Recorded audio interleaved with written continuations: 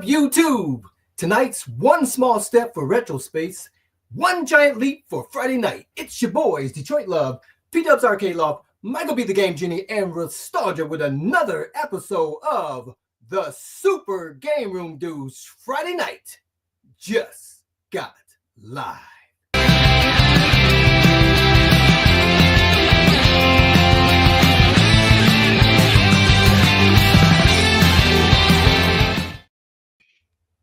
Well, gentlemen, we are here. Nostalgia's a little bit late, so he's having some technical difficulties. Oh, did he just send a message? I must have missed it. His camera can't pick him up on StreamYard. Okay. He keeps getting an error message. It was like, "You're too ugly." Can't let you on. Welcome. You got a face for radio, pal. Yeah. Welcome to the Friday Funhouse, guys. This is the Super Game Room Dudes, arcade, gaming, and whatever the hell we want to babble about podcast, as always, man. Great to have you guys here. Always appreciate your support. You look like you want to say something, Mike, so I shut up. No, I'm keeping it in. Whatchamacallit? What was I going to say? It's been an interesting week. Yeah, it's been an interesting. I mean, what's interesting is there's been a lot of fun news that has come out. And hold on a second. Sorry, guys. I myself am now having technical difficulties. That's okay. We'll keep it going. Carl, my man, Detroit Love, how the hell are you? Man, I'm doing fantastic as always. My wife asked me, she said, "Why are you putting cologne on just to go live?" I said, "What are you talking about? I got to do it right when I'm hanging out with the fellas tonight. Come on, man." What she thought? Check. Am I on? Oh, yeah. You never left, buddy. You're good. Okay. I'm back. Sorry about that, guys. Anyway, we got a lot of interesting news this week. Iconic Arcade, this Double Dragon leak, which just came out today. Arcade1Up hitting rock bottom. I think that's about that Midway Mortal Kombat classic arcade where everyone jumped off a bridge this week. Well, I didn't think so until I saw 19K Fox's video. I mean, it was so well constructed and better made than any video that came before it. I really thought that he really summed it up nicely.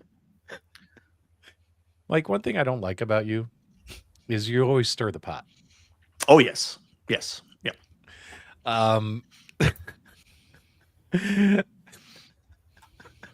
AtGames had some interesting news this week. Black Rose Pinball came out. I did buy Black Rose, and I did buy that Zancor game. Yeah. Now, keep in mind, I just bought them yesterday, and I played them yesterday. I do want to talk about that. I didn't record any footage, but I want to chat about those two games. Also, just like 5 minutes before we went live, AtGames put out some video footage of the new game coming out, that Primal Carnage or Primal Carnage, yes, sir. So there's some footage of that came out. It's a solid state looking table. I want to talk about that real quick. Probably one of the most exciting things from this last week, of course, would be Zen Studios re-releasing Pinball FX, but in VR. And it looks pretty freaking cool. Can you imagine? Like, Paul Minderman must be spinning somewhere. Mad. Wait a minute. They're talking about pinball and VR and pinball in VR. Yeah. The interesting... There he is. Hey, Paul. Primal Carnage could be the most generic name I've ever heard. What else, Mike? I think I'm missing a couple other items. Samurai Pizza Cats. Mike wants to talk about Samurai Pizza Cats. He's pretty excited about that one. Also, we have now that Detroit Love is back, we have a You on the Web segment from Detroit Love. We also have, for the first time ever, we're going to have our first Sand in My Vag segment. That's right, guys. Who has sand in their vag this week about the Super Game Room Dudes? And we're going to go over that as well. Yeah, we also got another new another new event that we're going to do each week. It's called Douchebag of the Week. It's going to be very similar to Sand in the Veg. I came right at the correct time, it seems. There was also some other news. Like I completely forgot when I was doing the thumbnail, but another thing I wanted to talk about was Evercade made another big announcement this week. Evercade Tomb Raider Collection 2, right? Yeah, you have Evercade 2, Tomb Raider 2. I think we had one more, Mike. Maybe I hold on. There was so much stuff that happened. Before we full disclosure, I own Evercade. So just don't want to get it twisted.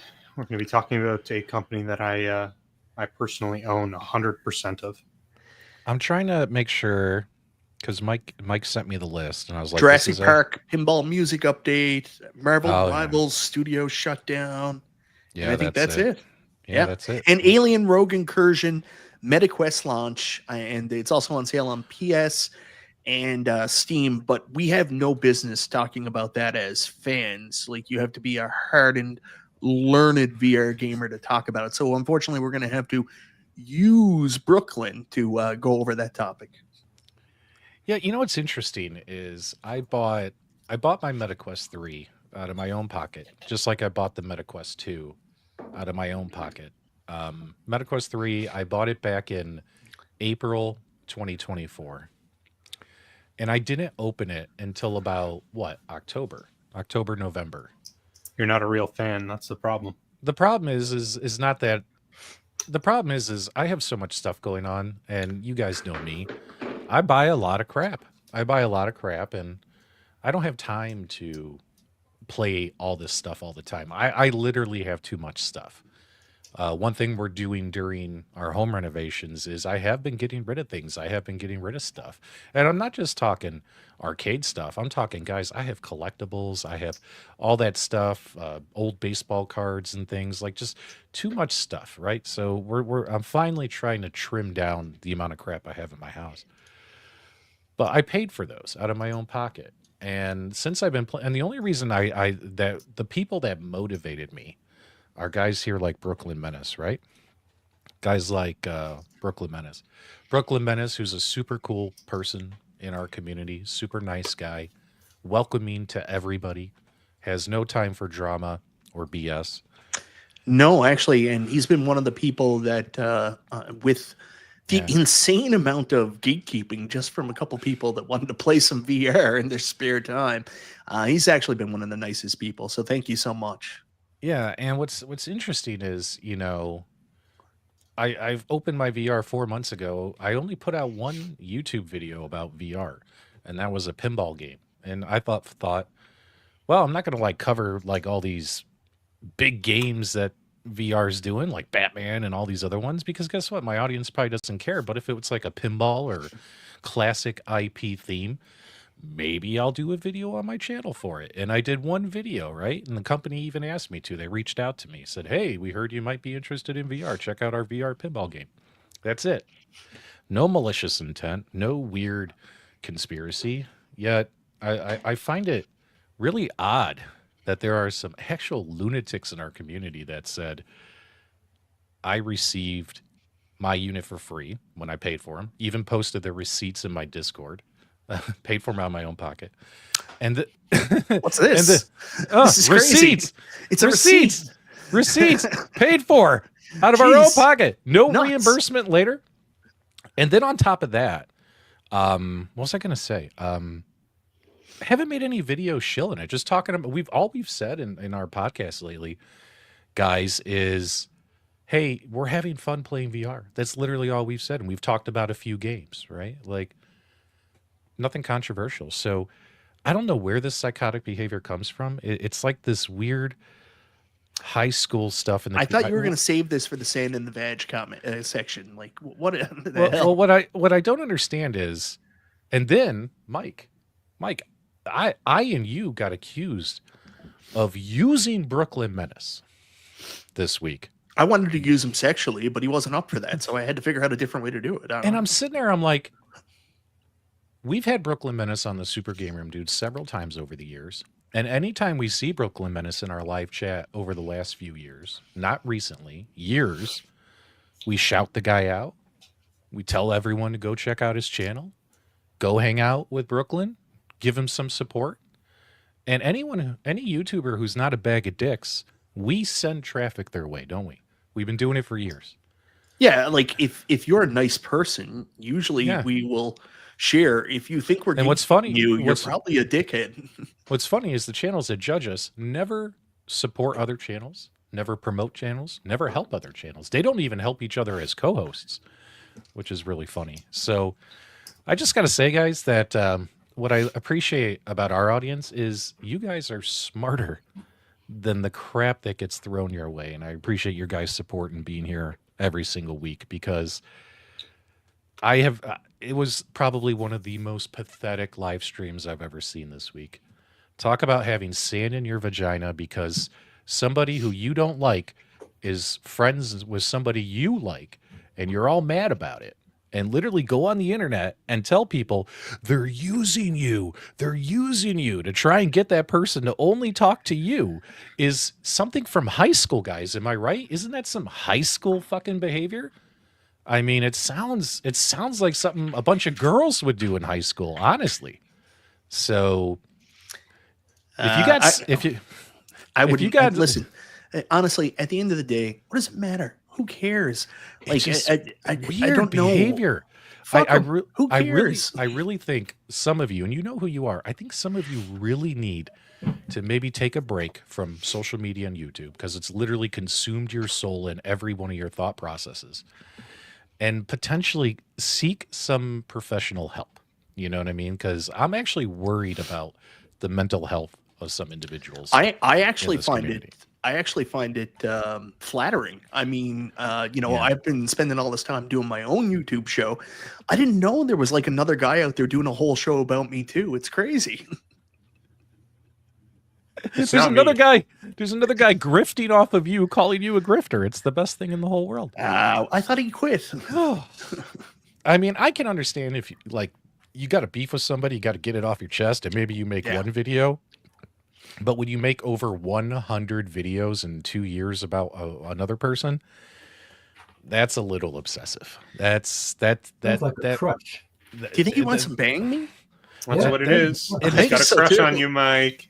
It makes you look way worse than the person you're coming at, because by now you're the boy who cried wolf. Like, everyone's just tired of hearing it. It's just a fucking joke. Every single stream is a fucking joke. I'm flattered, and that's all I can say. And just making up shit. I mean, how many times have I told you guys I paid for my MetaQuest? I paid for my MetaQuest. And then I get accused of getting a MetaQuest for free. Like, the lies, they don't care. They just make up lies. The other thing is, as I've been told, most of these guys pointed it out, we have to disclose that information. So, like, anytime we get something for free, we literally have to say it in the video. Yeah. We say we got this for review, or there's a sponsored button, or it's in the description. So I mean, like, no one's hiding anything. Like, this is not rocket science. And what's interesting is, ever since my YouTube channel started, I have disclosed properly. Go look at every single one of my videos. They're all marked correctly. Now, Mike, unfortunately, you didn't know about a couple things. Remember that a couple years ago? But Mike got educated. Mike changed his ways. And Mike discloses properly. But what's funny is, Mike, I could make a video tomorrow about, I don't know, here. Let's just say I want to make a video about this speaker. This is a computer speaker. Yeah. I could just make a video tomorrow, guys, about this computer speaker. And here come the conspiracy theories and the lies and the bullshit. They're shilling it. They're working with this. Guys, apparently I am now working for or with 39 companies to make sure that I help these companies screw you guys out of your hard-earned money, because you guys are too stupid and dumb out there to make your own purchasing decisions. Sounds like you're me. And I don't get it. Like, I really wish I treated I don't get it. I don't get it. Like, if we treated you guys like you're a bunch of idiots, like, no respect. So, by the way, if anybody's interested, I actually can't stay there anymore. So I'm going to be subletting the space in Rexer's Head. If you're interested, hit me up. I'll let you know what the rental fees are. It's too expensive. There's a group of guys who anytime this community has fun or is excited about something, they have to shit on a parade. And I just want to point out the hypocrisy of something real quick, because the hypocrisy knows no bounds. And then we're going to start the show proper. No, let's keep doing this. What are you talking about? No. No, this is great. Let's keep going. Don't you guys find it weird that somebody accuses people of just doing grifting for views and ad revenue and shilling for companies by making videos talking about Arcade1Up, and they're doing it, but how are they doing it, Mike? Making an Arcade1Up video. Literally doing what they're saying other people are doing. And on top of that, here's what's interesting, guys. There's two ways they go. It's so simple. The fact that I figured this out, and I know a lot of you guys out there who support us figured this out, but here's the theme, right? Okay, Arcade1Up videos came out today. If these guys make videos, and if they say whatever was announced was cool, we have to make a video and shit on it, right? Now, if news comes out from Arcade1Up, and these guys say the information is bad or wrong, or that it's a bad move by Arcade1Up, which is what happened this week. A bunch of YouTube videos came out where people who typically cover YouTube said, hey guys, we got some news here. Arcade1Up's releasing this Mortal Kombat. It looks stupid. You know what I mean? So if they come out and make videos and say it's bad, well, we can't come out and say that it's bad and they're shilling it. We just have to come out and complain about them making videos and that they're just grifters and trying to make money. And what cracks me up too, guys, everyone here makes a shit ton of money outside of YouTube.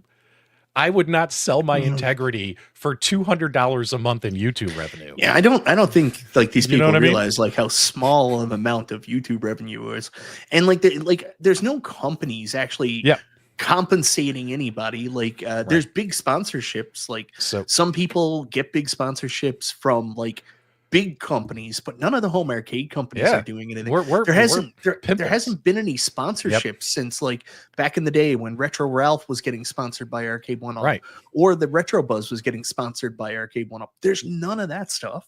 All right, so guys, remember, this is the formula, and next time it happens, you'll know it ahead of time. And I don't even need to teach this to you, but just to clarify, the next time news comes out, if the people who cover the news are overwhelmingly positive about the news, the goal then is to make a video shitting on it and saying that they're all stupid and shills and trying to trick you. But if they come out and the news, they try to deliver bad news, well, you can't deliver bad news now. We're just going to make a video shitting on the fact that other people made videos and that all they're trying to do is steal YouTube money from you, because apparently YouTube money comes from you. Like Google money comes from you. It comes from your taxes. Well, the other thing I want to say, simple formula. Other thing I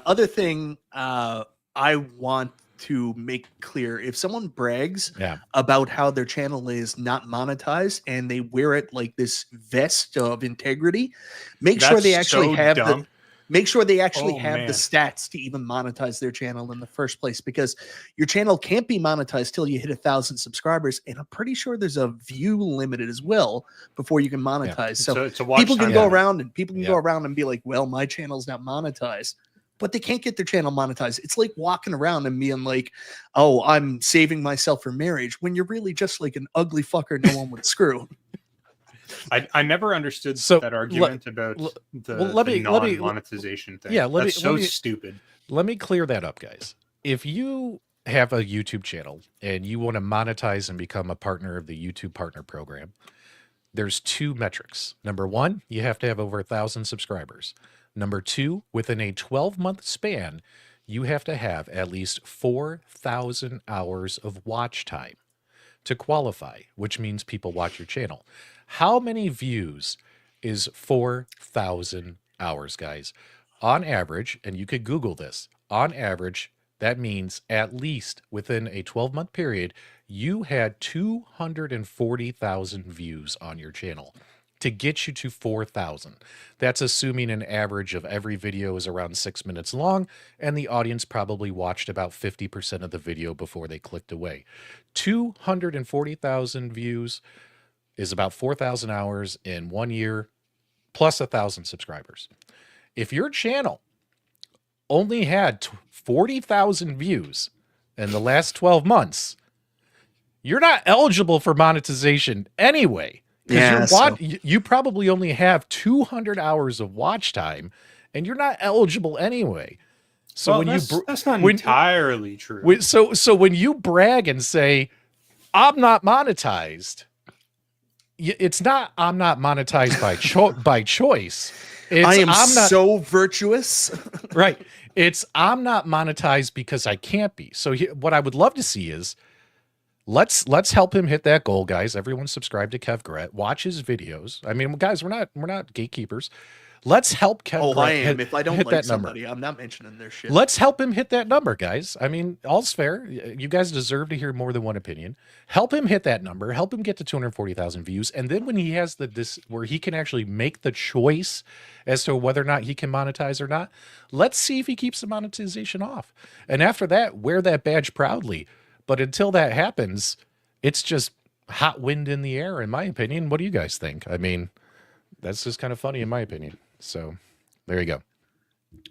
But guys, we do have a show to do tonight. That was this week's. Let's keep going, guys. We got more. No. Carl doesn't like this. And Carl, can I ask you an honest question? I always thought growing up, Detroit was very similar to the Detroit I saw in RoboCop. Is that true?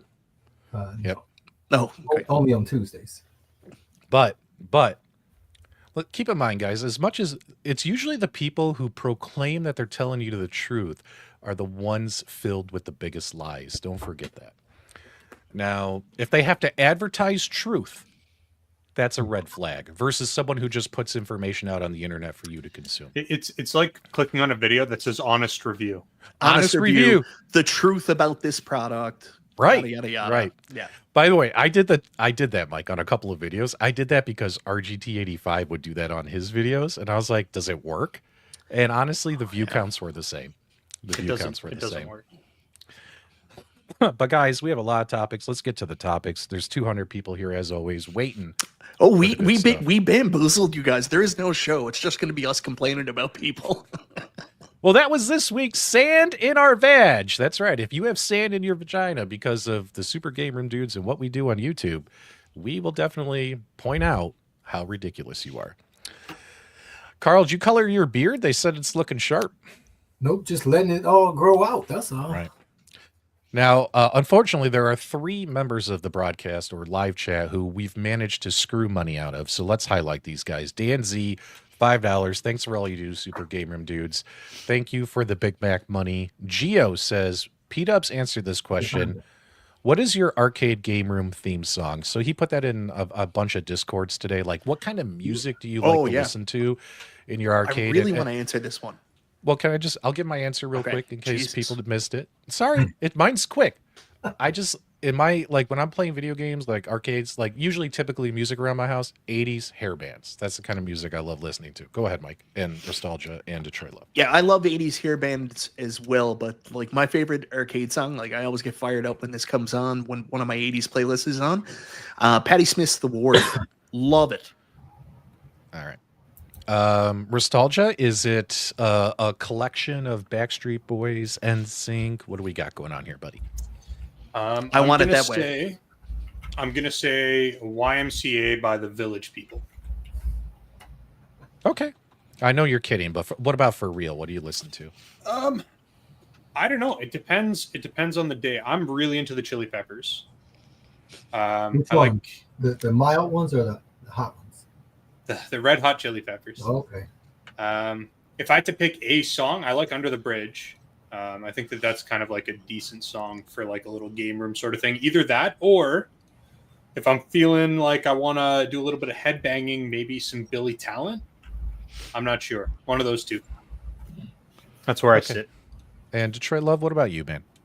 When I am ready to transport back to the 80s, I cannot do it any other way than Jefferson Starship, We Built This City.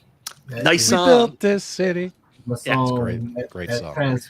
I'm back. So I saw Brooklyn mentioned, I'm going to use him now for his music.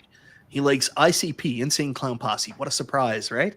And death metal. So do you listen to a little bit of Ramstein? You listen to Boot Deesh recently?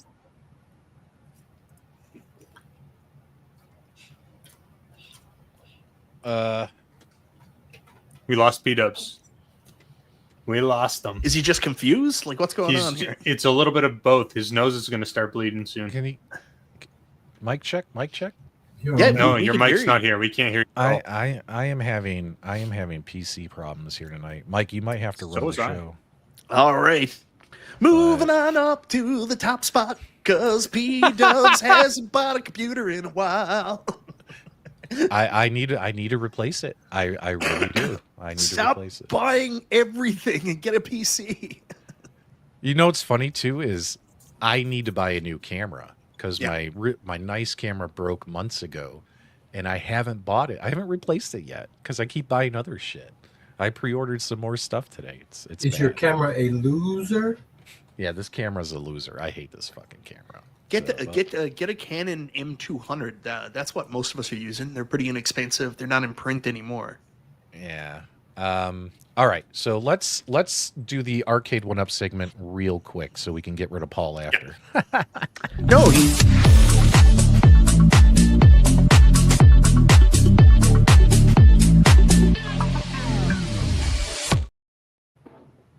All right, cool.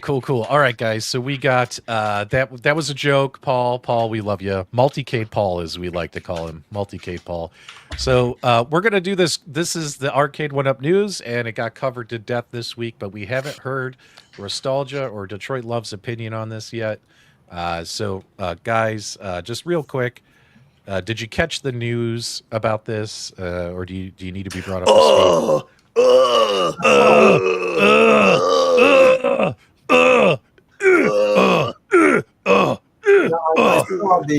I saw the ad. Obviously, I'm on the list, so they send me the newsletter and can tell me about things. But the thing, I did see some people talking about Arcade1Up is dead and all that traditional stuff, and it made me think. It's like when 2018 they had 4 cabinets or so were they dead. 2019 they had about 6 were they dead. I mean, they still had like over 13 cabs available on their site, but people, they wanted both ways. They wanted all these features, backlit marquee, faux chrome door, all these things that cost more money, that raise the price of things. At the same time, they cry, "Oh, these things are too high," so they make these ones that are less expensive. So, you know my position on it. Arcade1Up is not dead. They're cruising. They're making money. They're releasing things that are going to keep the revenue coming. They're going to release the things that they have the IPs for, right? That they're able to release. So I think we had this thing that was called FOMO, right? Remember that? Went through that period of FOMO. People would get cabinets with fear of losing out. And there were cabinets that came out and are never to be seen again. So that was kind of true. And then now they're in that phase of the NOMO. And the NOMO takes 2 positions. It's either I'm afraid that there will be no more new cabinets, right? And the fear that I'm not going to buy no more cabinets from Arcade1Up. You know what I mean? So Zotar back there, he says that quote, says something like, "If you think you can, if you think you can't, you're right," right? And the NOMO is the same. If you think you're not going to buy anymore, or you don't think they're not going to make ones that you want, it's either way it's true, because you decide whether Arcade1Up is dead or alive, with your checkbook or your credit card. And so I hadn't bought one in a long time because they just hadn't created one that I want to buy, but I've never gotten rid of one that I had purchased, right? So I still enjoy the games that I bought back in 2018 and everything between. So, I'm a fan of the company. Maybe I'm a shield for the company. Who knows? I don't know all these definitions you guys went through out there, but they're still well alive. They're still producing. They're still making people happy, one cabinet at a time. Maybe not an arcade basement full of arcades at a time. All right, I just want to respond to Carl really quickly. I know you want to get Nostalgia in there, but I do want to make a couple points. Carl's right. I mean, people saying Arcade1Up is dead Arcade1Up's not dead. They're just going to keep making this crap and putting it out. And some people are But going to Mike, be happy you to broke get it. up with them. You broke up with them. You didn't live you didn't wait for me to finish. So I think when people are saying Arcade1Up is dead, if they mean the same way I mean, it's not that the company's going to go under or anything like that, or that the company's dead. I think they mean like I mean when I see this is I don't know if I'm going to be interested in buying from the company anymore. It's more dead to me. So really, Carl, the other thing that people say they're dead from is the fact that it's very open public information that Arcade1Up is having some financial issues. I mean, they posted their own financial news, borrowing money against their accounts receivable and talking about how they were having cash flow problems. So that's why a lot of people have concerns. Arcade1Up is dead. And when you see something like this with a 16:9 screen, which we all know is so much cheaper than actually getting a 4:3 screen, you understand that a lot of these are cost-cutting measures.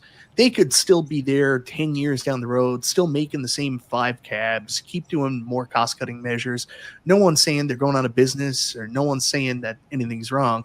It's just if they keep making certain cost-cutting measures, like say, for example, that the 16:9 is on more than just like the Walmart Classic cabs, what we're seeing here. And even if they did come out with a new product, I mean, like if they came out with a Robotron tomorrow, but it had a 16:9 screen in it, I'm not going to buy that. I mean, like it looks like crap.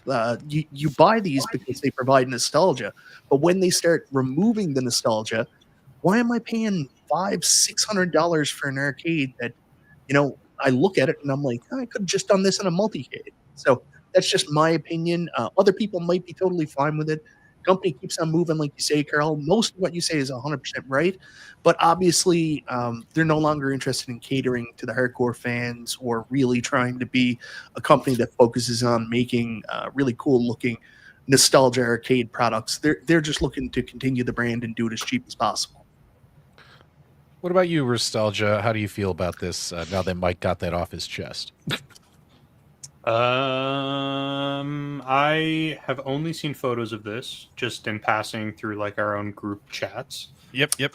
I don't know a ton about it. I don't know. Has a price been announced, Mike? Like you said, $500-600. Has it been announced? No. So what happened is this was released by accident because they were trying to display a $50 sale on their deluxe cabs. So we don't know. Like my hope is that if there is cost savings by doing like a really cheap screen, they would pass those cost savings on to the consumers to try to gain new members. So instead of $2.99 at Walmart, maybe these classics will be a little bit cheaper. Not a chance. These things will be a minimum $2.99, but probably more.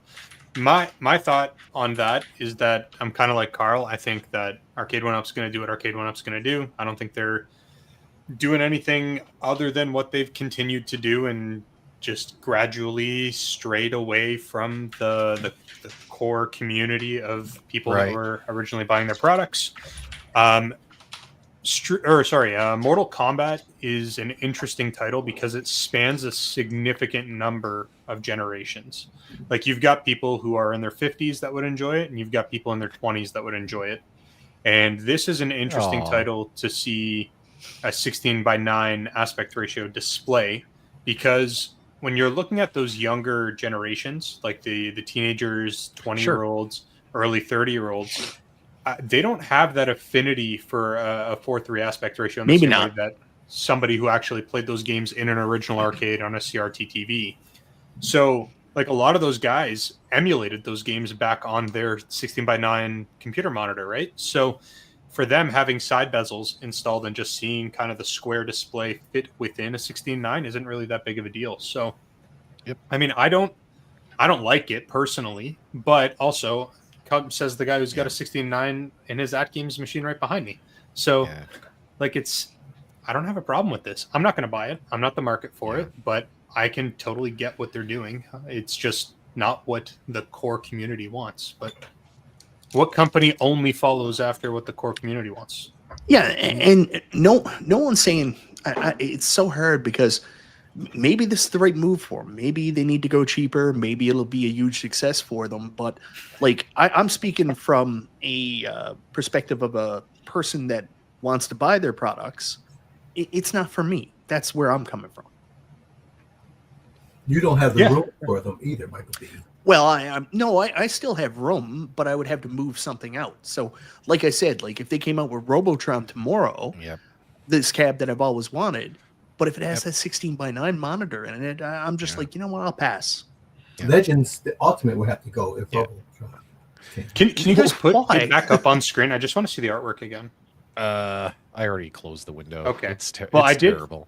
It's I was going to say, from what I saw, I thought they did an excellent job on the artwork, especially on the side art right at the Oh, bottom God, where let's not. Raiden is. How they've Nostalgia, got that don't. like pixelated artwork. Don't. It's Don't. a masterpiece. It looks so good. You're gonna get Mike all mad. You're gonna get Mike's Oh, gonna It's erupt. so much better than the original. Mike's arcade. gonna Yeah, the erupt. pixelated So- artwork on the side, like I don't like it personally.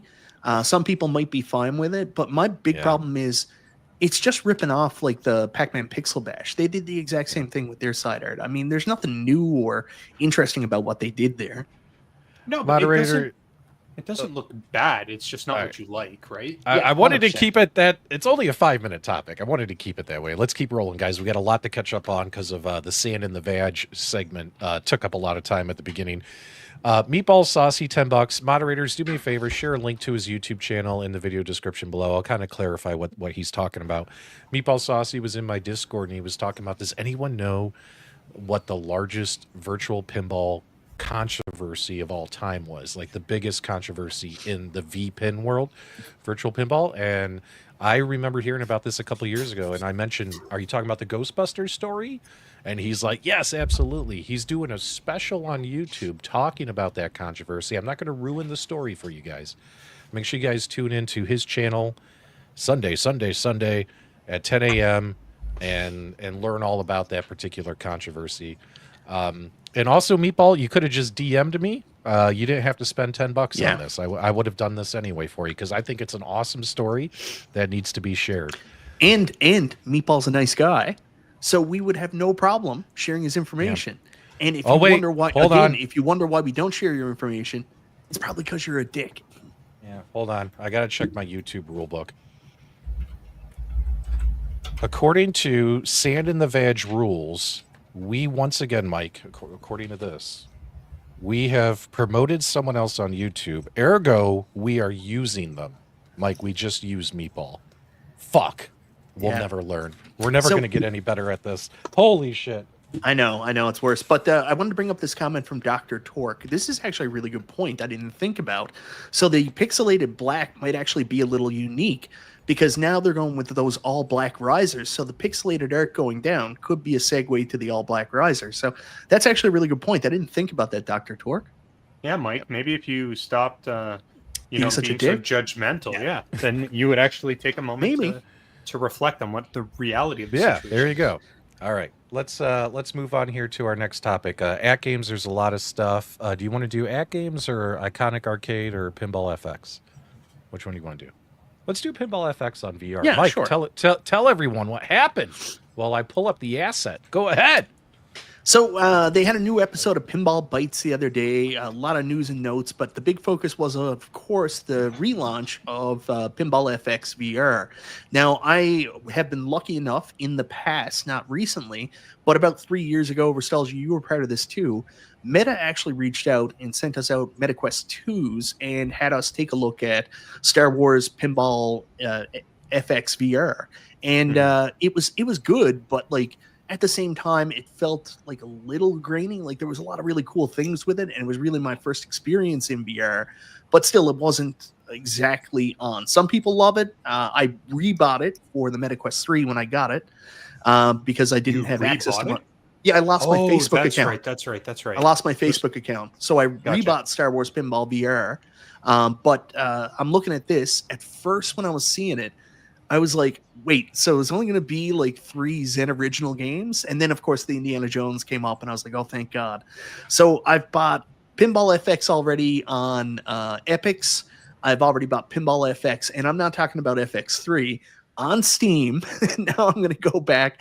I'm probably going to pick up some of these games on Switch because I think there's a free upgrade on Switch now or something like that if you have FX3. This is going to be like the 4th time I picked up some of these games, but yeah, I'm going to jump in on this and try this in VR. There's lots of other cool stuff too. Did you see Darts, P-Dubs? I saw the dartboard, and I can we like be in the same room and play darts together? Like, I know we could play VR darts and stuff, but that would be kind of cool with mixed reality darts doing this stuff. That would be kind of cool. Yeah, I was actually Scott B, great comment. It was just rough. Yeah. Yeah, you know what's funny is I do like playing the Star Wars Pinball VR, but I don't play it often. I've only played it like once in the last 4 months. It's fun, but this looks like So a whole much better. new Yeah. a whole new world, right? A whole new world. Now, the only thing that sucks about this is the fact that once again, Zen Studios has found a way to make us rebuy the games. Guys, you're not gonna, just because you own the games on your Switch, you're not gonna get them in VR for free or on Steam or whatever. You got to pay for them, right? So yeah, you'd have to rebuy these games for the pinball experience. If you're interested in this, guys, give me a 1 in the chat. If you're not interested, give me a 0. Honest feedback, always welcome. Carl, I know you love VR. What do you think about this, playing these games in VR now? What are your thoughts, buddy? Well, I had the same experience with the Star Wars. I played them and I never gone back to them. So my experience is not good with pinball in VR. I think it seemed like I played something else, Nostalgia. I think you shared something with me previously, but I have never gone back to it. So, but I have ways to play pinball in the real world, right? So I don't know if that's why, but it just hadn't grabbed me. So I did get the newsletter from them, I think today or yesterday. And so I'm interested in checking it out. I don't like that I have to keep buying all these tables over again. Yeah, over and over again, buddy. That's that's like the only bad thing about it. You got to buy them again. Minus that. But the good thing is, the good thing I always can say about Zen, they do put the stuff on sale eventually. So, you know what I mean? If you wait long enough, you can tend to get the tables at a cheaper rate. And that's what I'll do is wait. Look at what Video Game Vegas wrote. With mixed reality, the room you're in will show up. Pinball on the toilet. That's pretty funny in my opinion. I don't want to wear my VR like my Quest screen while I'm on the toilet. Like, that is the last place I want to be wearing that. What are your thoughts on this, Nostalgia?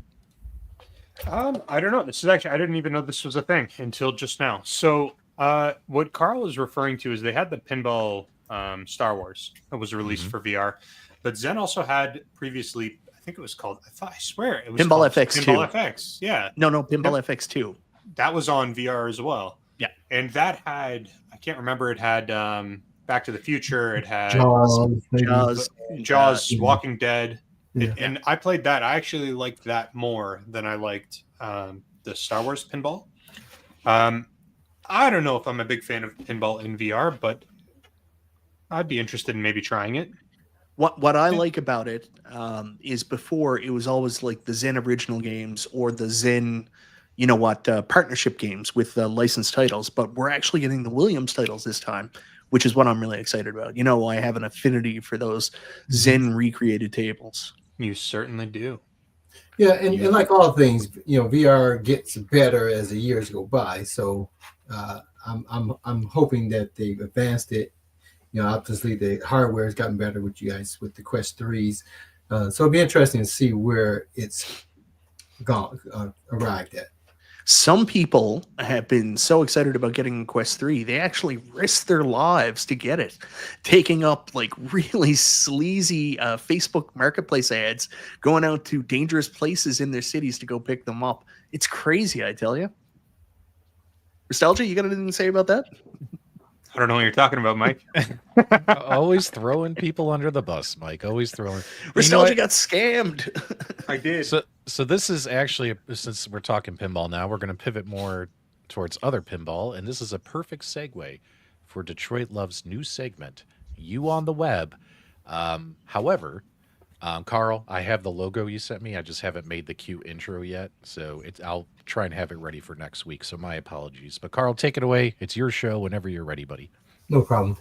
So this week on You on the Web, we're going to spotlight Alberto Rosa Jr. He had a post in the official Global Replicate New Waves Toys fan page, and he brought up this very interesting product here. So he shared that he had gotten. Tell me when you want me to hit the button. I got it. Oh, you got it? Okay. Yep. And so Stellar Pinball, these guys created this topper. So he was talking about this topper. I'm like, well, what do you put this topper on? Because the topper looked fantastic. And so I went down the rabbit hole, and I actually have one of these things coming tomorrow. Not the topper, but the cabinet. So Stellar Pinball has a very interesting product. We all are aware of New Wave Toys. They have a static pinball table that's coming out, right?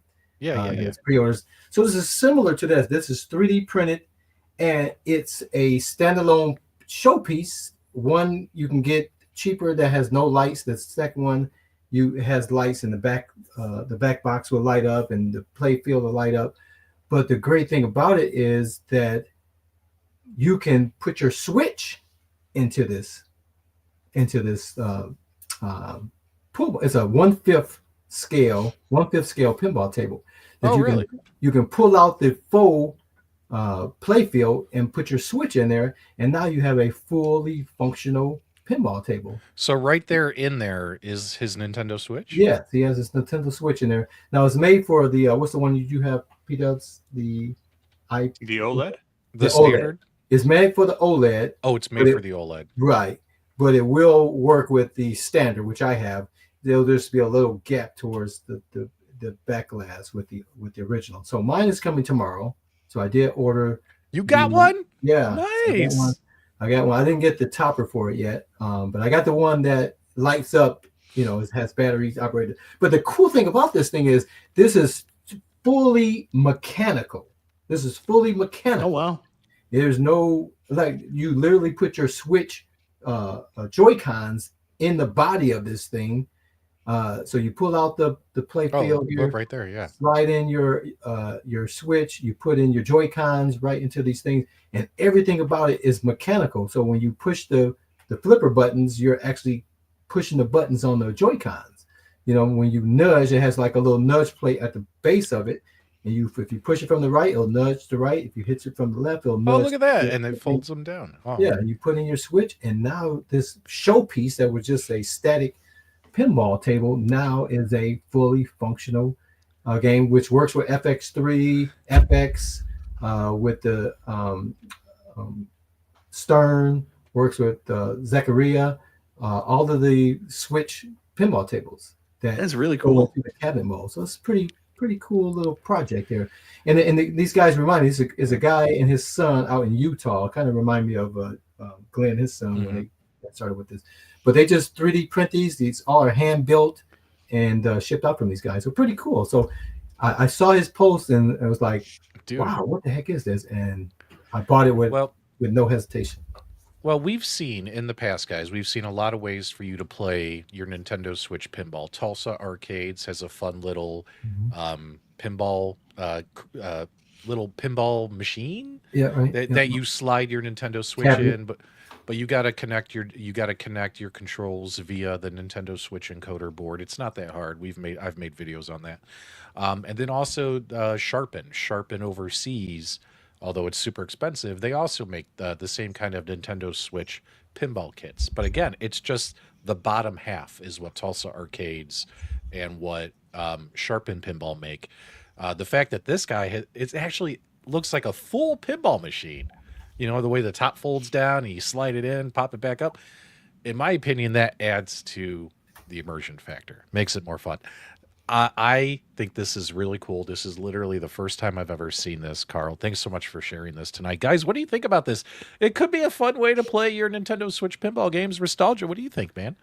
I like it. I think it's a cool little niche product that you can throw up on your desk and you can make some better use out of your Nintendo Switch playing some pinball.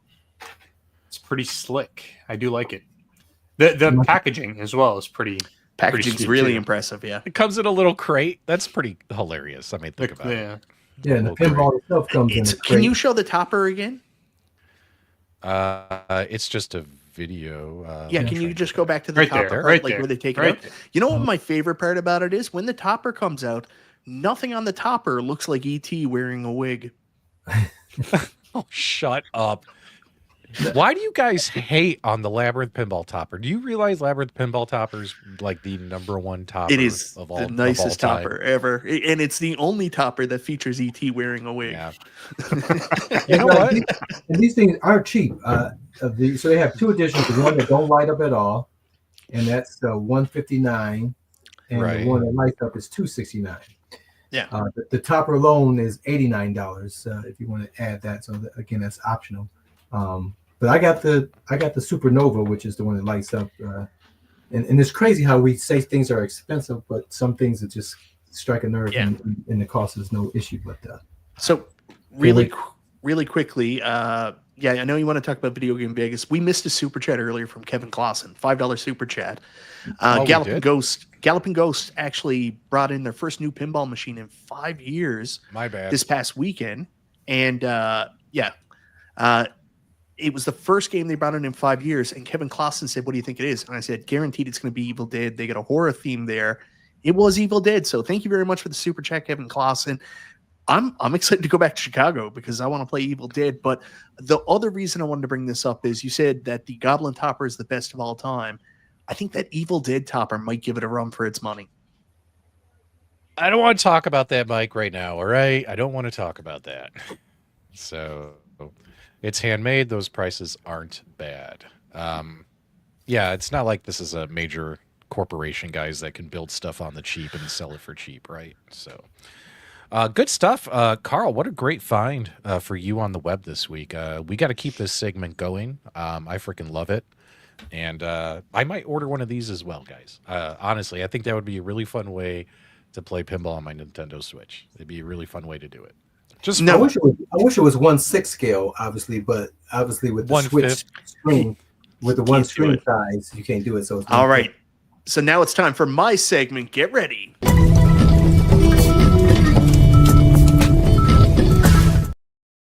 Who's Carl. on the hot seat? Inquiring minds want to know, Carl, where you're excited about this. The last time you were really excited about a home pinball machine, you built a box and demonstrated yourself standing on it. Will you do it? Mike, This you're Your mic is all jacked up. Is it really? Yeah. It was. yeah, it's It was, going 'cause in and out, in and out. It doesn't receive bullshit very well, so it had a little trouble with that. Might want to reword your hot seat question. Carl, will you build a cardboard version of this pin and stand on it before it comes? Well, I don't have to. It'll be here tomorrow. I wouldn't be able Oh, to do wow. it. Yeah, a lot of people in the comments were asking what the turnaround time was. So how long ago did you order it? I think I ordered it maybe Sunday. Wow. Yeah, no, You got it already? Yeah, well, tomorrow. But it's sold out. The Supernova, the one I have, is sold out. Again, they hand make these, so they'll have to make their stock and get them built again. So Now I'm gonna say something, and guys, you let me know in the chat if you would support Detroit Love with this. And this is my idea, not Carl's, but just because that little machine comes in such fun packaging, live unboxing. Yeah. Like I want to see the little fake crates, Carl. Yeah, we'll do that next week on Super Game Room Dudes. We'll do a double do it on feature. his channel. Do it on his channel. And we'll all go watch him on his channel. Make sure you guys subscribe to Detroit Love, guys. Live unboxing is what I'm recommending, Carl. Do it No. live. Let's do it next week on Super Game Room Dudes. Let's use Carl No. for the segment. We're driving traffic to Carl. Keep in mind, guys, summer's coming and he ain't gonna be making no more videos. I'm trying to keep the videos going. and we still have I want to see him set it up live. we still have this Zoltar that we have to give to someone when we reach 6,000 subscribers. So it's waiting. It's just waiting to put a label on it with your name. So let's get to 6,000 subscribers and this gets mailed out. Until then, it's just a footstool. Guys, make sure you subscribe to Carl here. If you like us, then that means you obviously by default like Carl. So definitely subscribe to him. He's going to give away Zoltar once he hits his next milestone. Let's pivot over to AtGames. We got a number of AtGames items to talk about, and then we'll talk about Michael B's Super Cats game that just came out. I probably said that wrong. Oh, no. Samurai Pizza Cats. Samurai Pizza Cats from like the 90s? Yeah, oh yeah, baby. Nice. Okay, I'm excited to hear this. All right, let's see if AtGames is providing us the ultimate updates. Turn down your phone volumes in 3, 2, 1.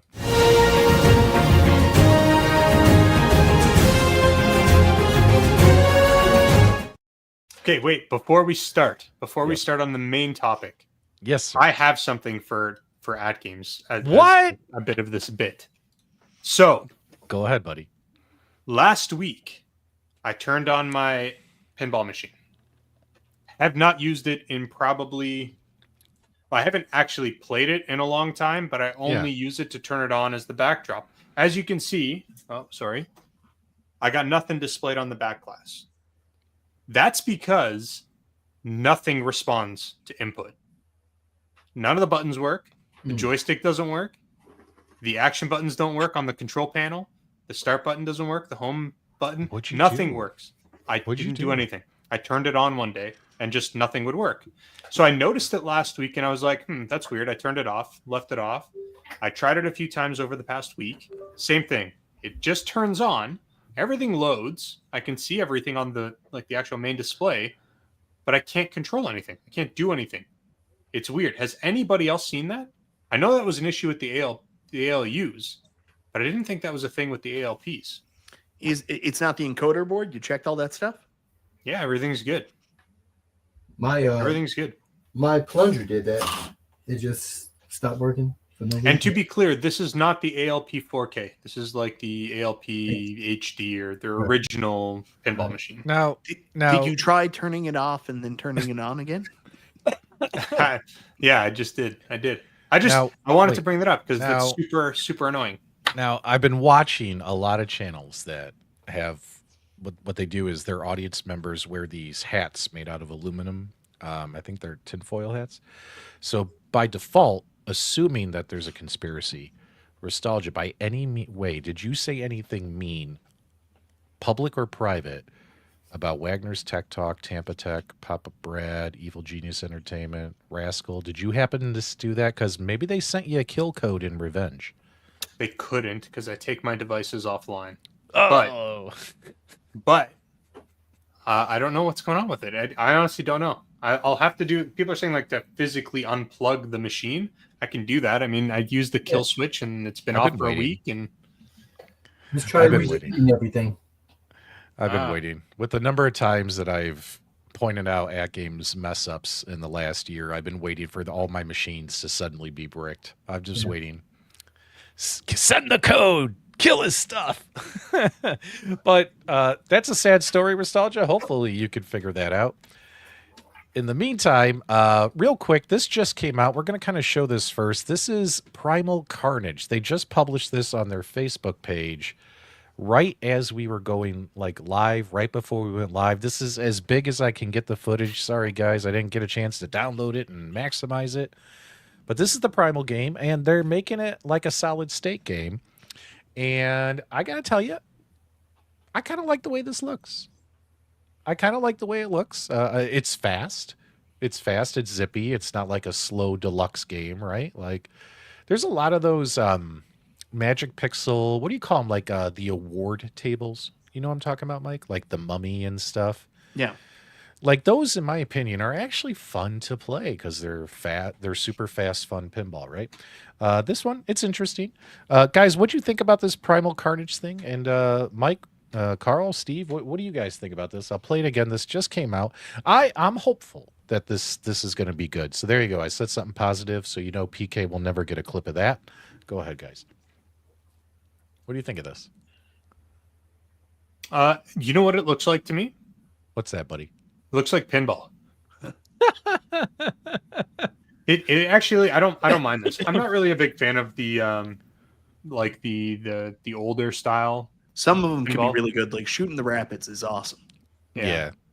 So I think this is. It looks good. The artwork looks good. The ball is moving actually pretty quick, which is nice. I do like seeing like a fast-paced pinball, a V-pin game. So yeah. But yeah, I mean, it's some of the Magic Pixel award tables are kind of styled like this game, like games like Zombie, The Mummy, There's a few others, and actually, guys, I like playing those, even though it's not like a modern pinball game. They're a lot of fun, in my opinion. You're just banging the ball around, collecting points. Carl, what about you, buddy? What do you think, man? Are you gonna get this primal carnage? Rawr. Well, I'm looking at my table now because just turned it on because Nostalgia said that, and everything seems to be okay. Buttons are Yours working. works. I'm not logged in, of course, so I went to log in and go get to my stuff. I don't know why they continue to log me out. Is there a reason? Can you guys tell me why they log me out all the time? It's a mystery. It's just irritating. It's irritating. But just looking at that video, I'm sure it's not what I'm seeing is not what you see when you playing. I'm sure it flows. But all I see when I watch the video is that ball floating, the physics, and I know that's not the way it actually plays.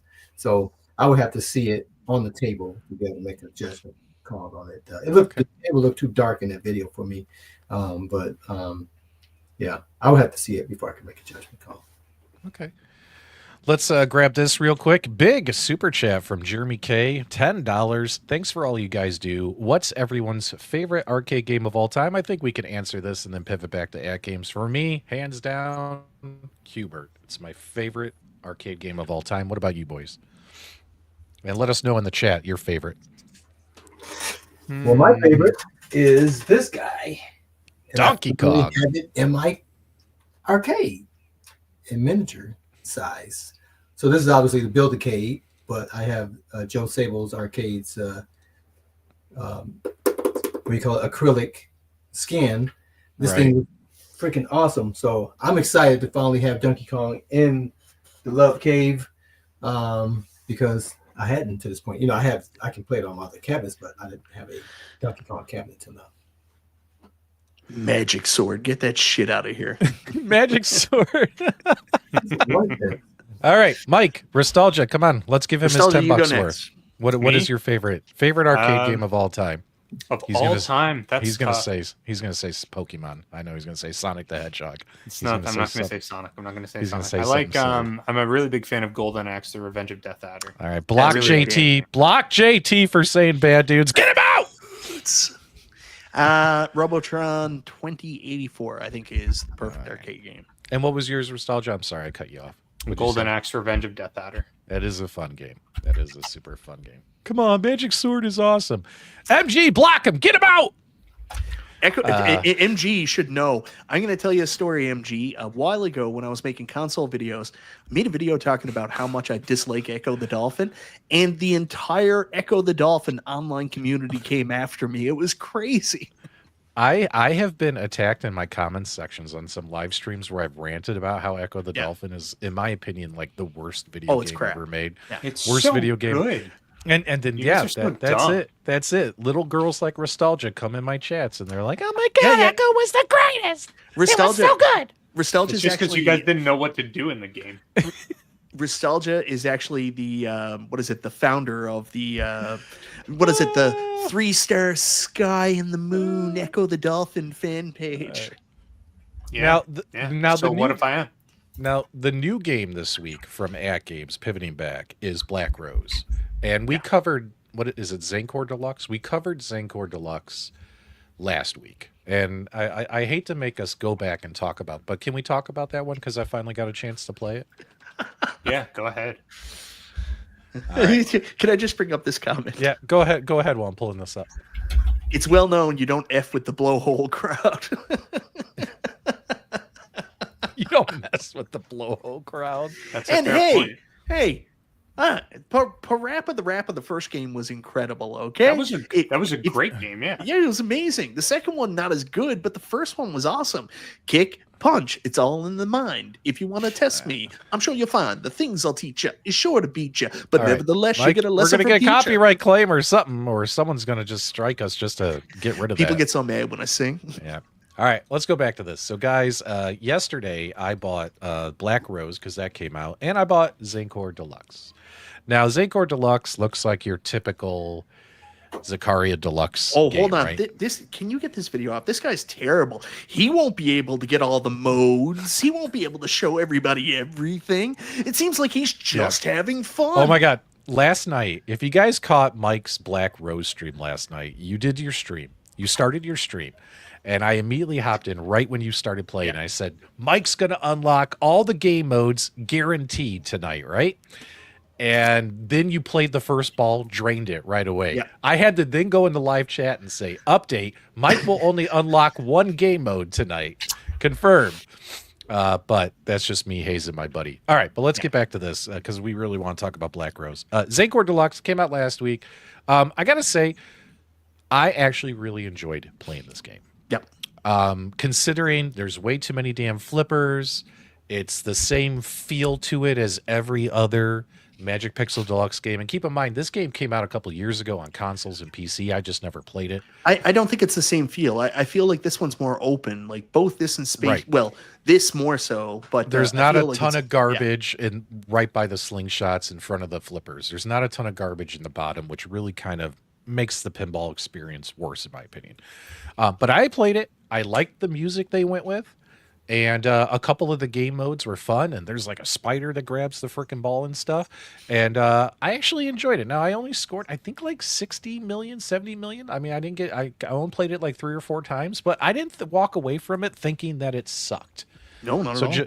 So, I mean, YouTube is about sharing our opinions. Anytime they release a game that sucks, I tell you. But in my opinion, I actually enjoyed this one, guys, in the chat. So, you know, if you guys want to give it a shot, give it a shot. If you don't want to give it a shot, don't give it a shot. Can you bring that back up just one second? Because Sure. I do want to talk Go about my big problem with what Magic Pixel does is they incorporate upper playfields, and I think that's cool, but they don't do depth very well where it's a very flat image, so it's very hard to differentiate between the upper and lower playfields. Mm-hmm. Well, hopefully the new artwork will get pushed to this table because they just did an update for the artwork on this table, and the new artwork, because this is the shows old some plexiglass for the upper playfield, so you can actually tell. Yeah, it's so much better looking, which I think we showed off last week thanks to Billy Woods Mods on YouTube. Make sure you guys check out his channel. I actually enjoyed this one, and I don't enjoy many of the deluxe Zakaria games. For me, I only like 20% of them. Zakaria. I only like 20% of them. Okay, but let's get to Black Rose. So Black Rose is the big release this week. Mike, you also did a stream of that one. Yeah. Should people spend? And it was only $5. And so I got $5 worth it for boobies on the back glass. Now, right here, some asshole wrote in your chat, Mike, you could have dressed like a pirate for this stream. Why do you constantly disappoint your audience, Mike? I'm just a really shitty guy. I don't know what else to say. That's pretty accurate. Yeah. What are you doing up there in that picture above there? Pardon? Oh, he's making some kind of a face like he couldn't see your hand. I broke my big tripod this week, like my tall tripod, so I couldn't use that. So I actually had to put the camera on top of the top around the machine for the visual. So it's a very down view. You can see my cleavage and stuff. So anyways, Black Rose is fun. And, I was pretty critical of it, saying it was on the lower tier of games. But that's completely due to my inexperience, because I don't remember if I've ever really played this before. I mean, you go into Pinball FX, if you got all the games, obviously you're jumping to Attack from Mars, you're jumping to Medieval Madness, Totan, you're jumping to the more popular games. Right. I've never tried this before, and I didn't know. It's really good. Yeah. I'm happy to hear that you enjoyed it. I played it, and to me, it felt like just like how I've played it on PC, where it just wasn't my favorite. It's just not my favorite Williams game or Zen Studios ode to the original game. Like, I just couldn't get into it. Maybe if I dress like a pirate, I can really get into it, right? Like, I have pirate cosplay stuff here, Mike. Maybe I should dress up and then go play. Yes, you should. Yes, you should. It's just, there's so many other Williams games that I like playing more than this one. So, but for those of you that enjoyed it in the chat, thanks so much for sharing that. Did you guys like it, hate it? Let us know in the chat. A couple other points I will make. I think this is one of the best Zen releases with SSF integration. When you do play it, just check that out. See if you notice that as well. It feels sketchy hitting the flippers super fast for the shark mode. Scared to break them. Trust me, I was wailing away. Oh yeah, I do like some of the game modes. Yeah. Like when I played it yesterday, you're swimming and the shark is chasing you. But it says you have to hit the action button, not the flipper buttons. It says press the action button to swim away. It's the flippers. Right. So I'm sitting here. I'm like, well, when I unlock that mode, you guys want to hear a funny story? Because the DMD said action button, I'm thinking, oh my God, I got to hit the launch button or the fire button. Now, you can't just pull on your plunger. I was like, does the original game have a launch button versus a plunger? Like I was confused at first, right? Like I'm talking the real pinball machine. I've obviously played the PC ones, but never really got into it. But what's funny, Mike, is I'm playing and I start hitting, the A button on the AtGames control panel. I hit the A button.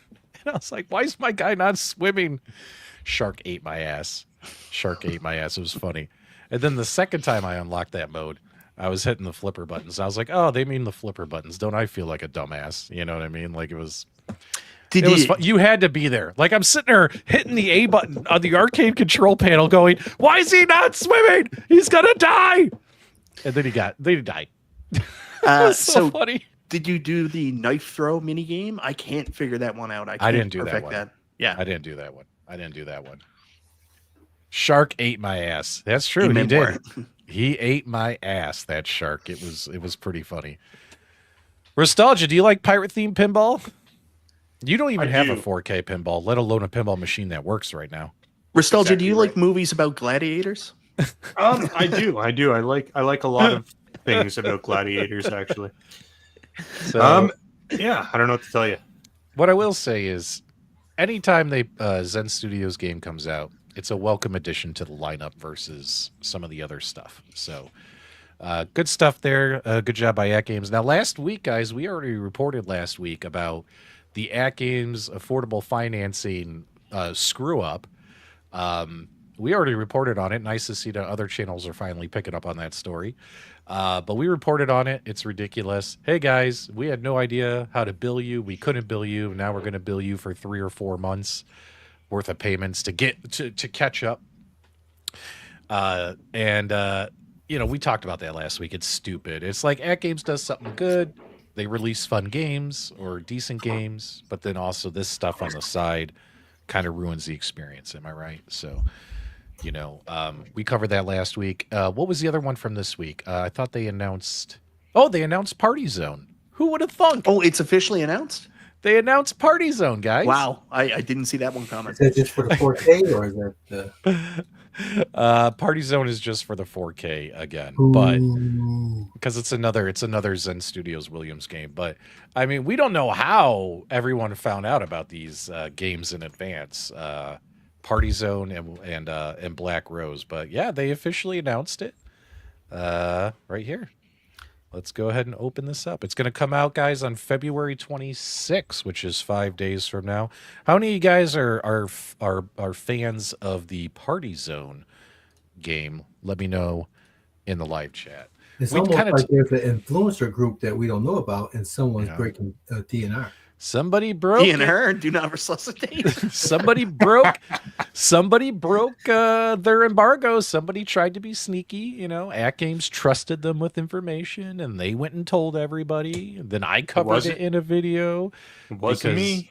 It wasn't me though, because I have no obligations there. If I see information, I'm going to spill it. AtGames, the Party Zone, right here, guys. This is the next one coming out. We talked about this, I think, last week. 2 weeks ago. 2 weeks ago, we talked about how Party Zone and Black Rose were going to be the games of the month.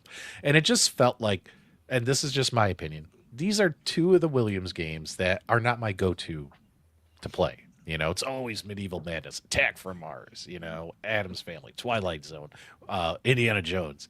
Like, I always play all those. Like, you only play Party Zone or Black Rose if either A, you really like the game, or B, you're like, okay, I need something different because I'm so mad at Attack from Mars right now. You know what I mean? I got to change it up. There's a third one too. If for some reason, like a couple of years ago, you actually used to participate in cap tournaments, and he was like, "Sorry guys, this week's Party Zone." Yeah, Theater Magic, Fishtails, guys. What's your favorite Williams game? Throw it in the chat. What's your favorite Williams game?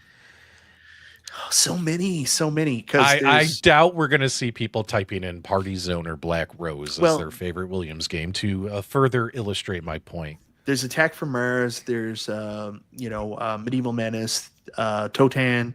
There's also Cirque Voltaire is so freaking good. Like, just so many options. Yeah. MG, you are an ass. Go ahead, Carl. I've been playing a lot of Medieval Madness this week, and it sort of reminds me of Attack from Mars, which is one of my favorite tables. Yeah. And so I never really played it much, but I played probably about 4 hours of it this weekend. Really had a ball with that table. MG's going to lose his wrench if he keeps trolling me. This guy, he's out of control tonight in the live chat. He hasn't been texting me very much. It's a pretty boring night. Usually I'm getting texts like no crazy here. So Carl, you're a Medieval Madness fan, at least for this week. You played it a lot. Nostalgia's only ever played one pinball game called Leprechaun King. I like that game. Do you remember when Leprechaun King came out? And Nostalgia, I think you were like #1 on the leaderboard for a very long time. And you were talking so much trash until you finally got dethroned. You were the king of the mountain for a while there. I think I'm still in like the top 5. Maybe. You did work for AtGames at the time, and you had access to the code. So there are some conspiracies out there that maybe you access to the code. Like I was just like baking it and just putting my own score in there. Yeah, I mean that's what's rumored out there. I cannot. No, that's not true. I earned that score, but I think I did get dethroned. I just don't remember here. I'm gonna look it up right now. Guys, do you remember that AtGames Leprechaun Handy King leaderboard system? Leprechaun King. That was a funny game. That's a great game. That was made by the great Scotty Wick. Mm-hmm. Same guy who did Pizza. When are we going? Is that other project totally dead now? Where they were going to try to get some VPX games on AtGames? Is that on? You hadn't heard anything?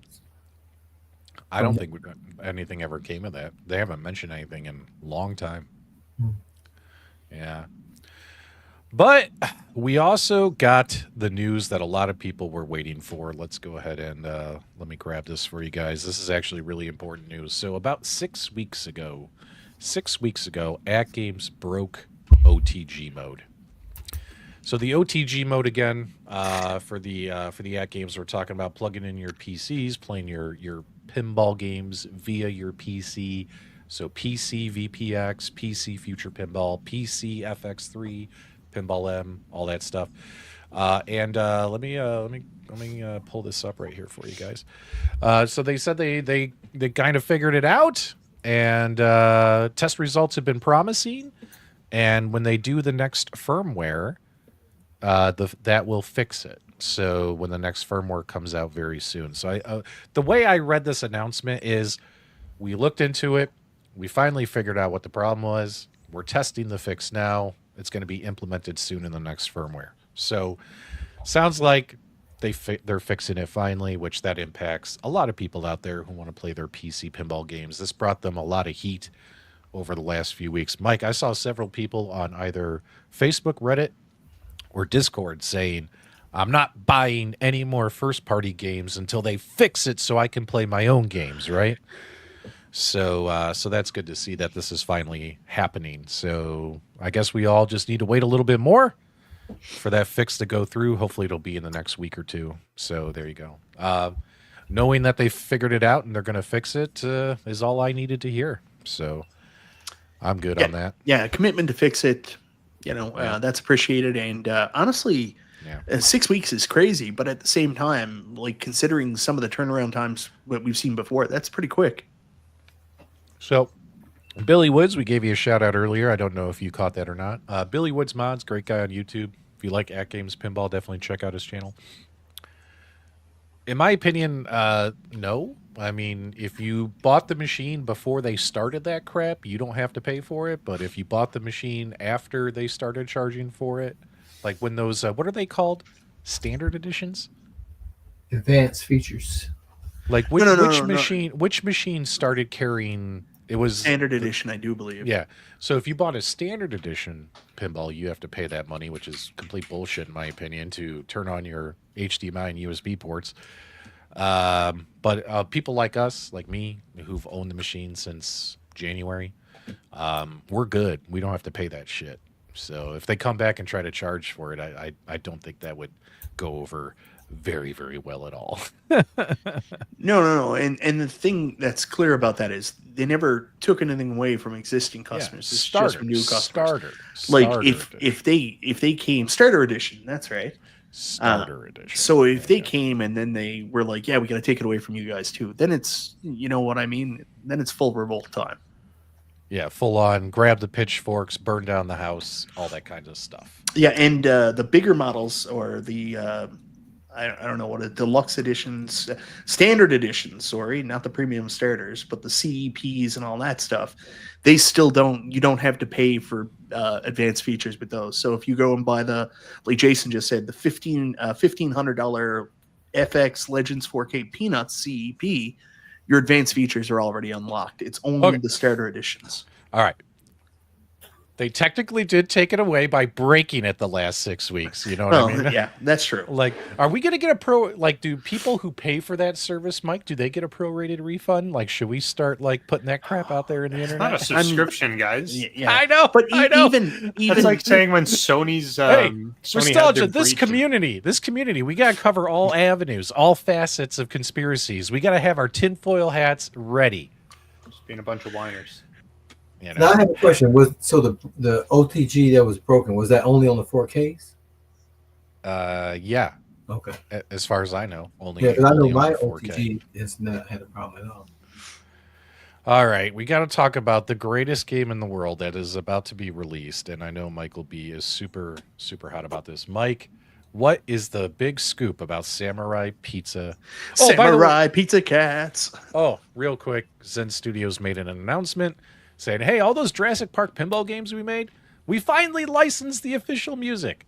And we're going to push out an update, and you guys are going to get all the music, the actual music from the movie of Jurassic Park on those pinball games. And they confirmed, Mike, they're actually going to push that update out to AtGames owners as well. That's dope. Yeah. So that's pretty cool. But yeah, Samurai Pizza Cats. Go ahead, Mike.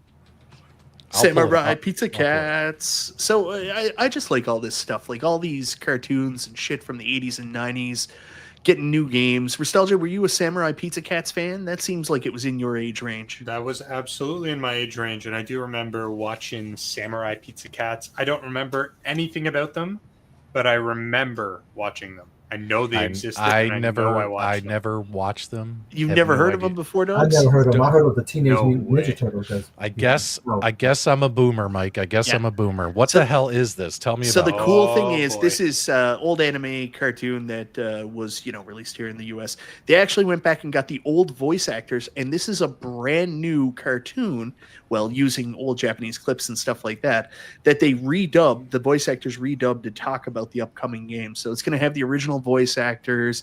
It's an action platformer instead of a beat 'em up. All these, all these games that are coming back from the past and past shows and stuff all seem to be beat 'em ups. This is an action platformer, and it looks really interesting when we get past this crap and you actually get to the gameplay. All right, let's get to the actual gameplay. Man, that's a lot of stuff that they show. Do they show any gameplay? All right. Oh yeah, there it is right there.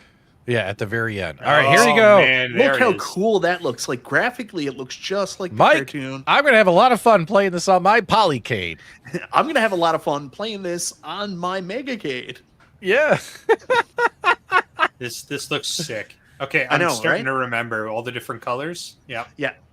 So you play as all three of the Samurai Pizza Cats, and you can switch between them, kind of like TMNT on the NES. Why are there three of them, Mike? Why are there three? I don't know. That's just the Samurai Pizza Cats. Why are they called Pizza Cats? Do they work in a pizza parlor? Well, obviously, Teenage Mutant Ninja Turtles had come out a couple of years before, so it was popular to try to monetize pizza with your franchise.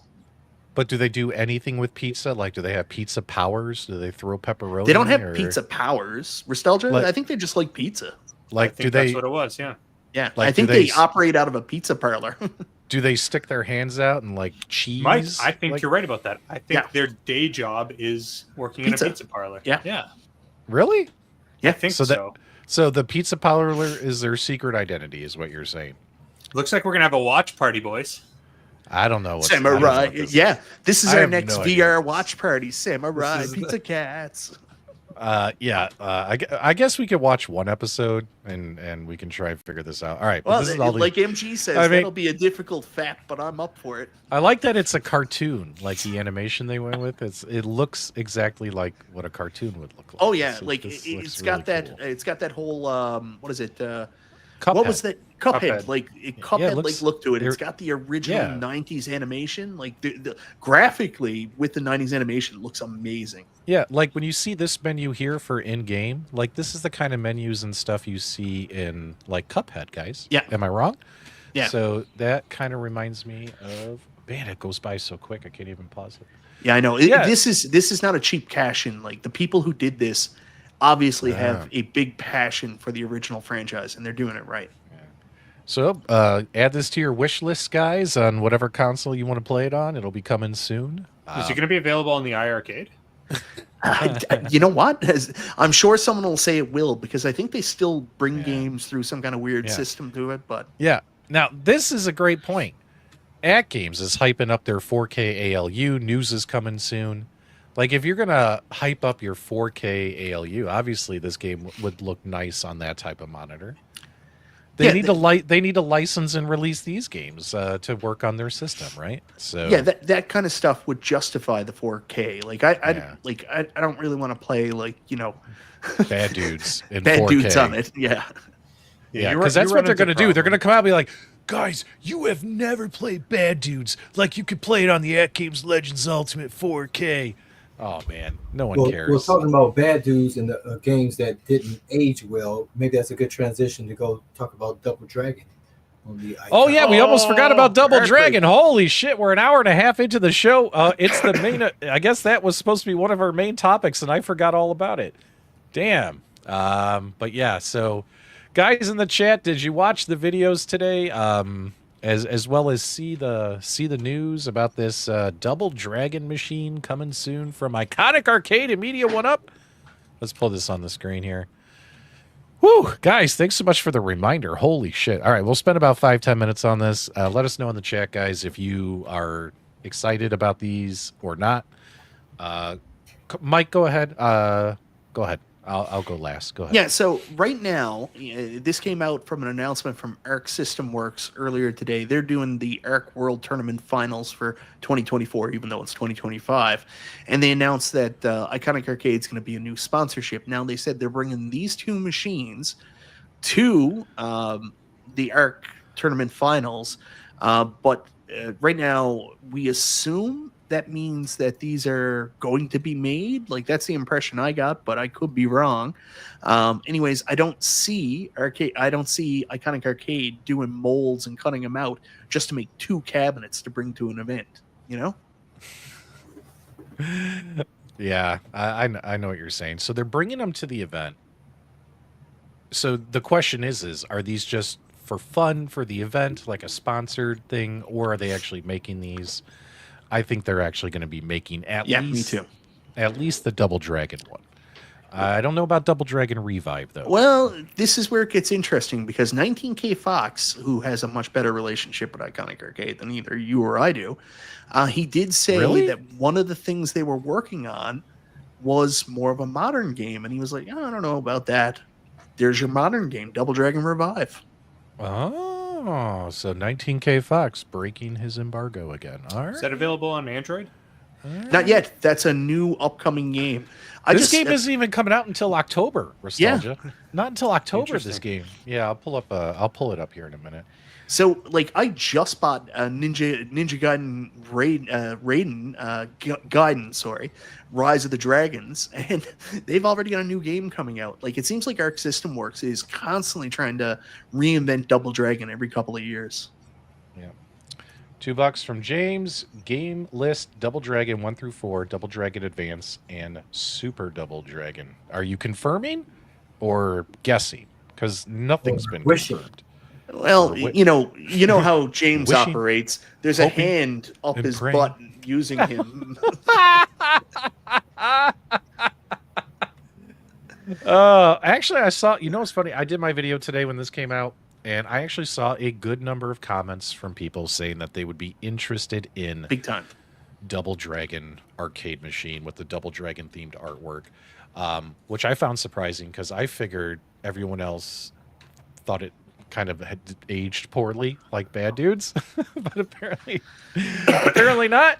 So it was 50-50. And then there were other people saying we really need to sell, because Double Dragon was released on iArcade. They made a Double Dragon themed cabinet. Some people are like, we want games that obviously all these games we can play elsewhere. You got a Raspberry Pi, you can probably play almost every arcade game in the world. But they want the themed cabinets that we haven't seen yet. Right? Yeah. That's why Street Fighter Alpha would be my pick from Iconic Arcade, right? We haven't seen that theme yet. That's what people want. So, of course, there were tons of people in my comments, Mike, saying, where is Robotron? Where is Qbert? They all asked for Qbert, Mike. 10,000 people asked for Qbert. Double Dragon collection poster right on the front of the cap. That's the game list. Oh, there's a poster on the front? Yeah, I didn't It even notice was that. right underneath the coin door. Ah, well, then that would be the games list. Thanks for confirming. James knows everything. So I'm Also, really also, hold on. I gotta talk directly to James. James wanted to challenge me in a game of NFL Pro Era 2025, but I just Okay. recently found out they don't have head to head. They were supposed to have head to head. They don't, so I can't play you. And if I did, I'd smoke you. But we can't play, so I yeah, can't we're still play just you. really good at With all giving the head. football games. Really good at it. Online, like NFL Blitz had the problem. Well, I don't know. They had the online for NFL Pro Era 2 where you could play head to head, but then in the new version they included like defensive plays. Yeah. So you can play as a middle linebacker or outside linebacker. And when they added that in, they just took away the online head to head. So now they just have like some lame online thing where you can throw a ball at each other. It's kind of boring. Anyways, back to Bad Dudes. Let's go. Well, no, this isn't Bad Dudes. This is Double Dragon. This is footage know. here for Double Dragon 1. Now, what do you guys know about the Double Dragon Revive? Because I have no influence about that. I'll show that to you here in 1 second, but I just wanted to pull this up so people can see footage. Plus, we got a massive $20 super chat from the Chicago arcade guy, B. Kirby. Guys, it's a miracle. Somebody agrees with Michael B about side art. He's going to agree with him. He's going to get both cabs. He'd be interested in the games list. Keep up the good work, fellas. Thanks, B. Kirby. It's appreciated, man. Massive super chat. Holy shit. I love the original Double Dragon cab. I've got a personal attachment to it because, like, my buddy Dave, his dad, who passed away, he was an electrician, and they had it in their basement for like forever for a while when he was fixing it. So played a lot of Double Dragon. So it's iconic to me. It's interesting because when Arcade1Up was going to do it, they did Double Dragon 2: The Return, which arguably it's prettier side art, but like I love the marquee and bezel and control panel on the original Double Dragon. The problem is it's got that Taito side that there's no art on it. It's just a weird design. So I was like, they'll never do that. And sure enough, that's what's on this. So, I mean, I love it. I know people are going to be like, oh, but that, like, I appreciate them going out of their way to recreate the original. In Double Dragon, I have the iArcade Black Edition. Yeah, you do. And but like I said, the game didn't age well, you know. But I'm definitely interested in Revive, and I would swap out that iArcade for this cabinet. Oh, don't wow. get the Revive one, Carl. That's all stickers. None of that actually comes in the cab. It's just a bunch of stickers. It's the same way I got this one here, so it works out perfect. Oh, yeah. You're talking about how you had to apply the Double Dragon stickers to the arcade And cabinet. surprisingly, they've held up remember to that. this date, so I remember that. But, Carl, here's this Double Dragon Revive. It's not coming out until October of this year, so that's interesting. I don't know. Like, I find it hard to believe that this more modern game would end up on there. It'd be cool if it was. Listen, Are you sure they're not just making that for the show? Like, I can see the Double Dragon arcade and console collection, like the 8-bit games and stuff. But this is tough, Mike. I don't know if this is actually going to happen. well, Michael might have a good opinion, but let's go to the expert on this here. Nostalgia, what machine would they have to have in this cabinet in order to be able to play this Revive? Good point. And make this a cabinet that I can purchase in fourth quarter of this year. Is the Pi 5 with 2 gigabytes of RAM going to be enough to run this, you think? I doubt with 2 gigs of RAM would be enough, but I also don't know. Like, it depends on the game's not out, so I don't know. We don't have what the specs. The minimum Yeah, specs of the game are. Yeah. So I mean, maybe if there's an Android version of this game, then there's likely a way that they can port the Android version of the game and get it to run with lower resolution and more optimized on like a Pi 5. But without actually knowing what the specs of the game actually are, it's hard to say whether or not it'll run on it. But the Pi 5 has different memory options other than just the 2 gig, obviously. Yeah, but it's not so much. I mean, the memory is important when you're playing a game like this, but it's not more important than the CPU and the GPU power. The GPU. For the people doubting that this would be something that John would be interested in doing, never forget, he went out of his way to try to make a Shredder's Revenge Arcade1Up cab. That is something he wanted to do. You can. Well, that's the thing. I was going to say you can do Shredder's Revenge on low powered chips. Yeah. Like I've got this guy right here. The Trim UI Brick. This is like a $60 handheld, and it plays Shredder's Revenge. Oh, show off that handheld. You know how much Paul loves your handheld segments. I know. Well, he can suck it because this is sweet. But yeah, you can if you can get an optimized version that runs on Android, you can get it out there. Like they've got a bunch of those like Netflix games that all can run on lower end devices. So maybe they can. Just depends on what the game specs are and how it's done. I did want to mention, I did see one of your pinball videos this week. One of my pinball videos. Yes, and it was really weird seeing your face on there with just not hairy arms. I had to get used to that. Yeah. What was the pinball video? What did I do? It must Guys, have been old. do me a favor. It's an old video, but it's Stern pinball. Oh, it was one of the like the guys. Do me a favor. Answer the poll. Answer the poll question really fast, guys, in the chat, because we're at the end of the show here. Let me know what you guys think about this. Are you in? Are you excited about a Double Dragon themed arcade machine with some of those original games on it? Are you interested in this Double Dragon Revive, if that's a reality? Or are you just not interested in this theme at all? Put it in the answer quickly. Detroit Love says he's going to sacrifice his iArcade Double Dragon to get the iconic arcade Double Dragon. Is that true, Carl? Over to Canada to Paul. And is that what you're thinking right now? Yeah, I mean, I'll definitely be interested if the game's good, because I honestly hadn't played the Double Dragon since I assembled it. I played plenty of other games on the cabinet, but not much of the Double Dragon because it just hadn't aged well. And I got so many other options. But I like the look of the cabinet. I love the style of it. I would 100% get Double Dragon. I would 100% get Street Fighter II: The World Warrior. So if this does come to fruition, which obviously they're not going to sponsor Arc System Works if they're not doing something with them. Iconic Arcade isn't just like, here's some free money. Obviously, this is something they're trying to work through. So I would buy both those. This is exactly what I want. Not everybody's an Arcade1Up fan. I am. I love their cabs. I love the concept. I would be all over that Double Dragon cab. Someone did bring up the fact the only thing that's not accurate about it is it doesn't have Taito on the side art, but it does on the marquee. It's wild. Yeah, that's actually interesting. Yeah, I didn't notice that. I'd be more interested in the Double Dragon Revive personally. Mm-hmm. That's how I feel. So I think that all arcades that come out should come in a 16:9 aspect ratio screen. So. You like pissing people off, don't you? Yeah, it is interesting to note that this does look, I mean, these are computer renders. This does look like a 16:9, and this, of course, looks like your more traditional, right? 4x3, 19, yeah. And it's cool because the Double Dragon Revive game or cabinet actually comes with Streets of Rage 4 on it.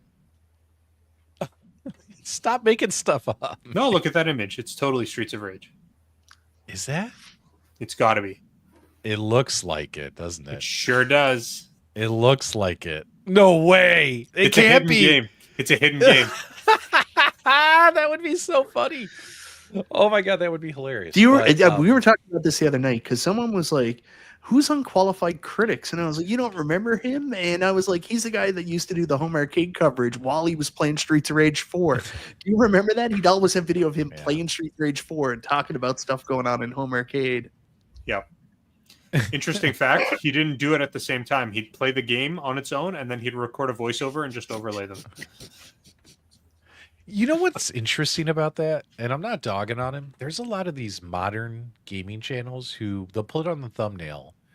They want to talk about like the latest release, like a console game, like let's just say Dragon Age, right?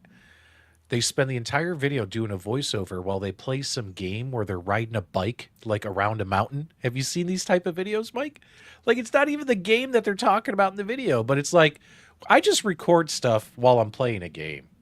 You know what I mean? And I'm like, wow, this is. I only do things for views, like get VR headsets.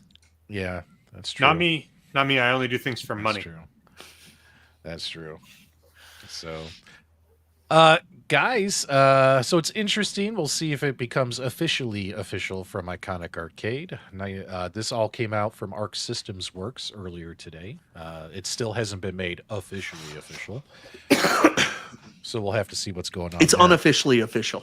It's unofficially official. Most likely going to happen. According to 19K Fox, James hates everything and everyone who's good friends with John D, right? Yeah. Well, I mean, like 100%. This is a drop dead statement Fox said to me. Yeah, he's going to do something modern. I don't really know about that. And boom, there it is. Ah, okay. Well, there you go. See, people don't tell me that stuff.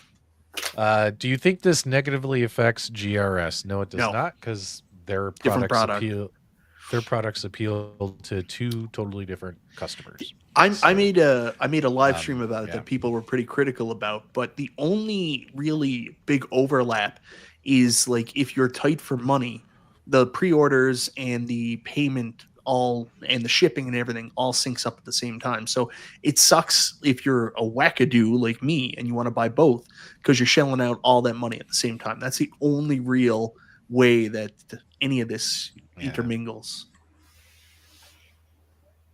Good stuff.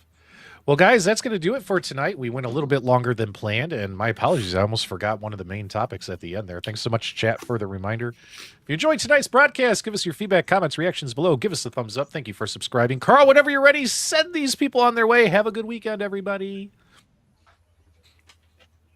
All right, guys. Thanks for watching. Thanks for tuning in. Do it. Stay tuned to hear when we do the live unboxing of the Stellar Pinball. To be updated on our Super Game Room Dudes Facebook page and other locations. We appreciate you. We love you. And until next time, we'll see you on the web.